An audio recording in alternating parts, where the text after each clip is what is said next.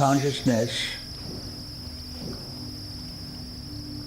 in an instant of time experiences infinite periods of creations, never ending. As in the dream, you see yourself as a child, young man, old, and someone experiences death also. So this experience, when he wakes up, has not happened, as well as it has happened. So the experiencer has experienced this within the consciousness, but it has never happened, it also has happened. And consciousness is not affected by this happening and not happening. So neither it is an experiencer, nor is there any experience. So this consciousness in an instant of time experiences vast, infinite period of creations endlessly. And neither there is any creation, like I said in the dream, and nor there is any experiencer. So in consciousness, there is no experiencer and no experience.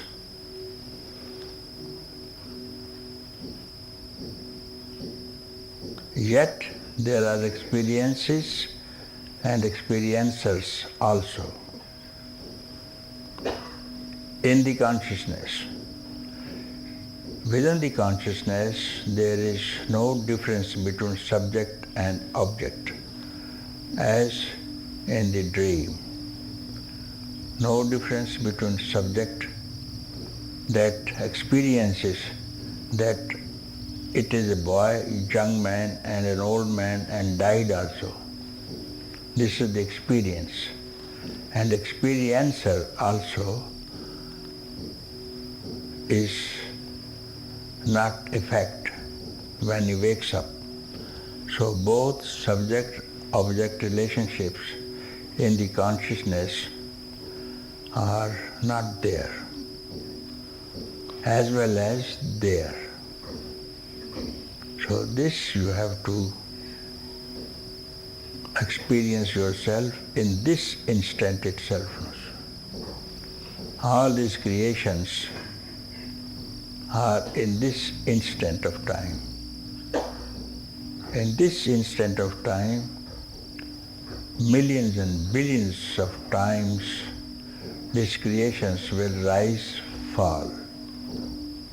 And in this instant of time, you will see nothing ever has created, and you have been always free.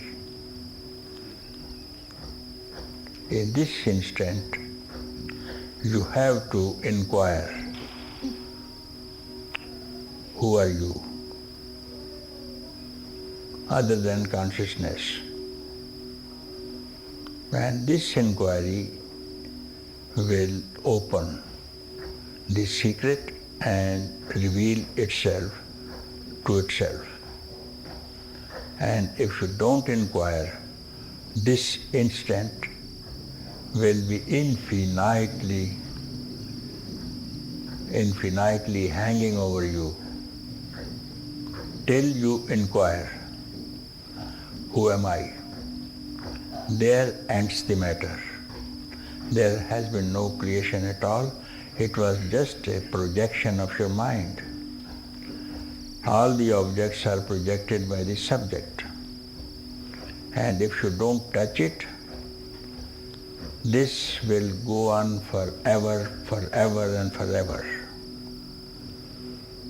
So, non-inquiry is the basis of all this creation, and inquiry, freedom.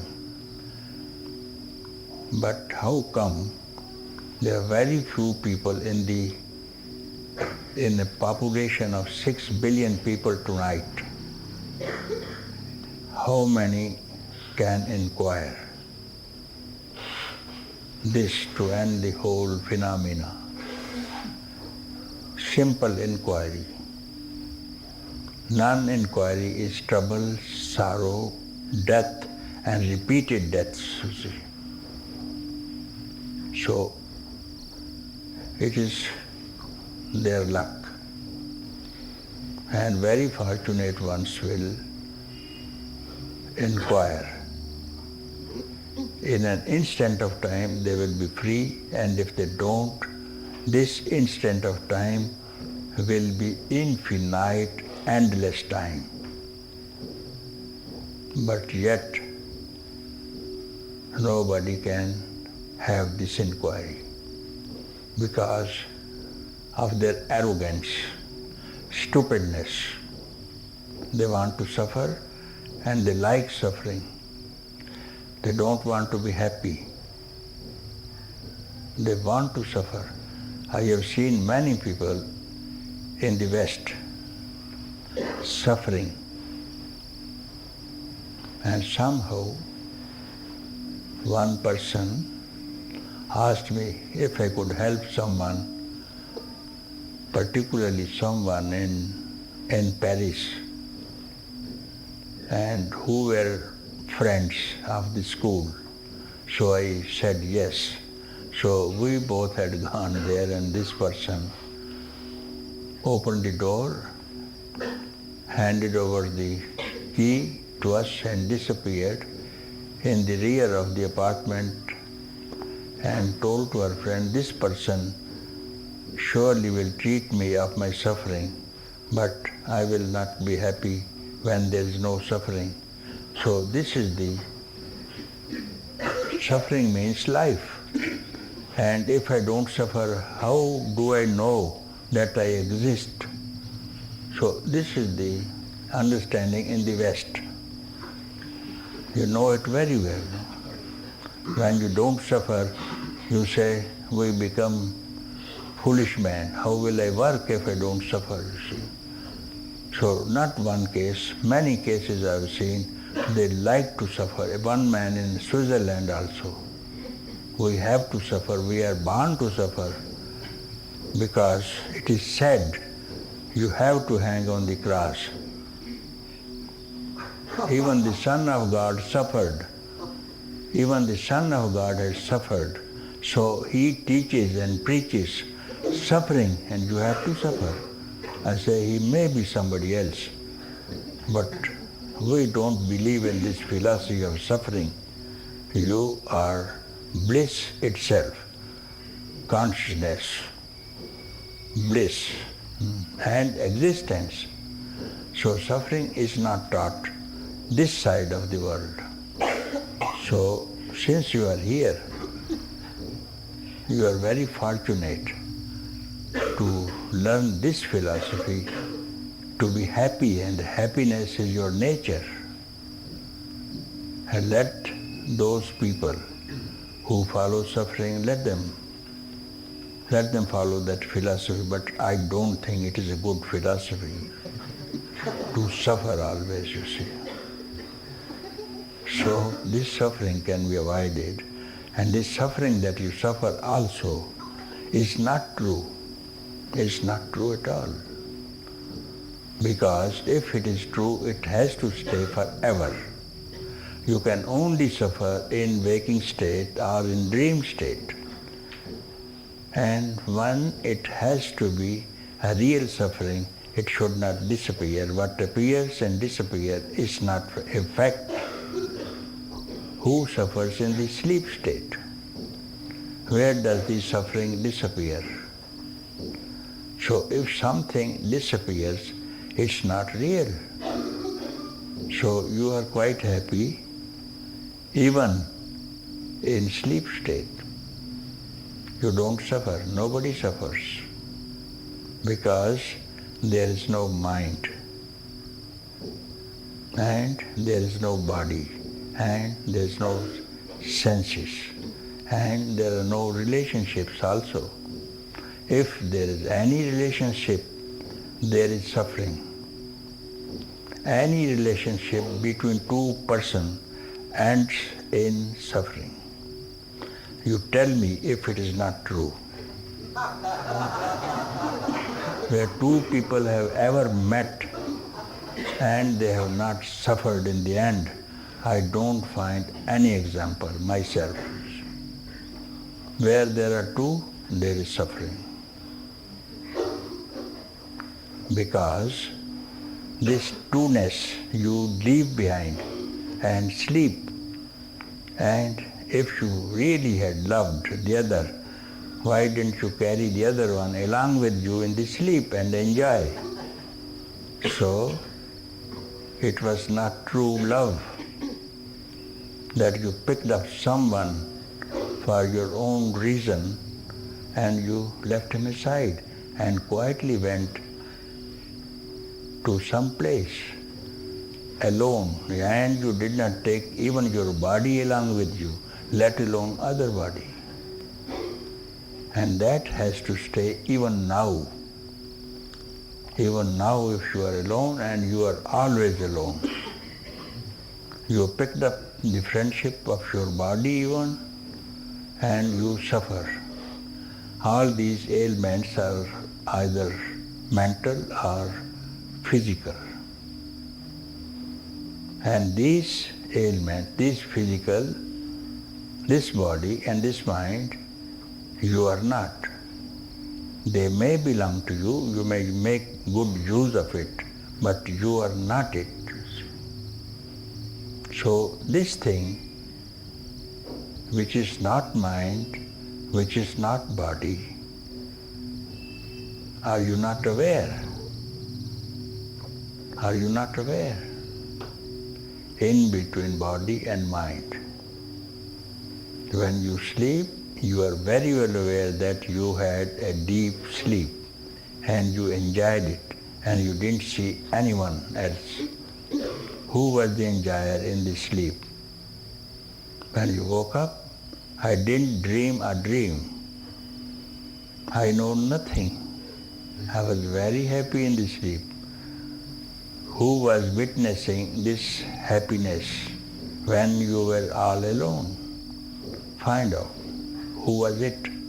And that person which was even present in the sleep has to be present even in dream, because you said, I dreamt such and such thing, and even in the waking state. And if you don't know, you are still asleep and you dream.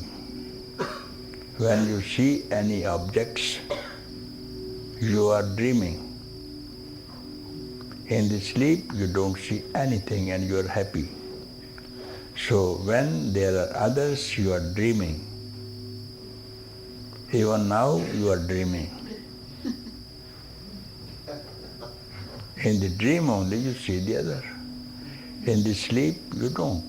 Now, if you sleep for 1 second, for one twink of an eye, for one finger snap, you wake up and you see who you are. Means don't touch a thought that I am a body. Means don't think. Your thought and universe and your troubles, there's no difference. To suffer, you ought to have a thought. And if you don't think for 1 second now, tell me where you are landed to your own ultimate blissful nature. It takes you only 1 second to be happy.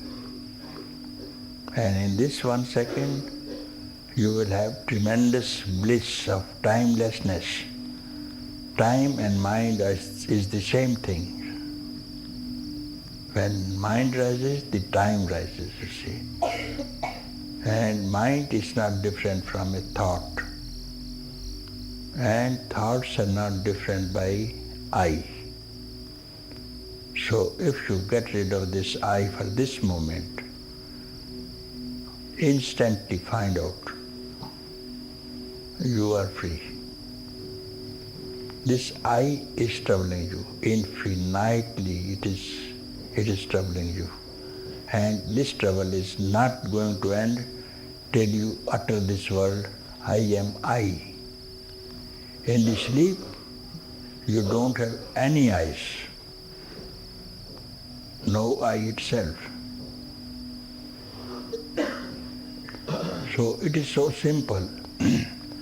To be free, to realize your own self is the easiest of anything in the world.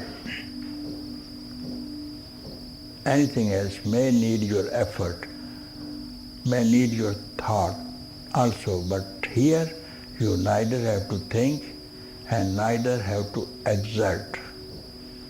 And you will see your own face for the first time and you are going to fall in love with your own self.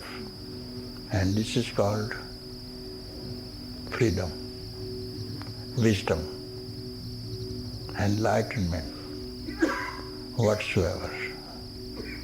No word. So,